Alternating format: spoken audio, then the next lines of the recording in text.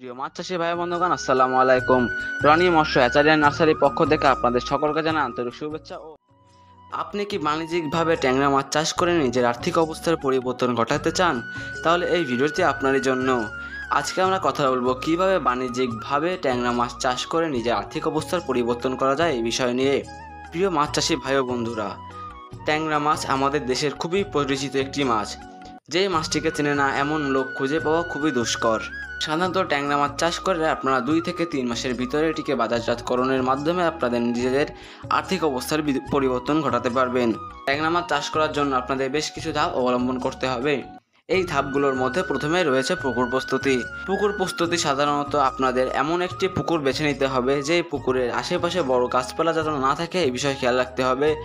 পুকুরটি এমন একটি জায়গায় রাখতে হবে যেন সেই পুকুরে পানি সরবরাহ করা বা নিষ্কাশন করার সুবিধা হয়, এমন জায়গায় পুকুর বেছে নিতে হবে। এরপরে আসে পোনা মজুদ। সাধারণত আপনারা প্রতি শতকে 1000 থেকে 1200টি পোনা মজুদ করতে পারেন। স্ক্রিনে আমাদের নাম্বার দেওয়া আছে এবং ডেসক্রিপশনে আমাদের ঠিকানা দেওয়া আছে। চাইলে যে কেউ আমাদের ঠিকানায় এসে বা আমাদের সাথে যোগাযোগ করে আমাদের পোনা নিতে পারেন। আমাদের কাছে যেই পোনাগুলো এখন বর্তমানে রয়েছে সেই পোনাগুলো হবে কেজিতে 2000 পিস। তাই আর দেরি কি, আজই চলে আসুন আমাদের গন্তব্যে অথবা কল করুন আমাদের নাম্বারে এবং আপনার নিজস্ব পোনাটি বুঝে নিন। তো মাছ চাষি ভাই ও বন্ধুরা, আজ এই পর্যন্তই। দেখাবো অন্য কোনো ভিডিওতে। সেই পর্যন্ত সবাই ভালো থাকবেন, সুস্থ থাকবেন। ধন্যবাদ।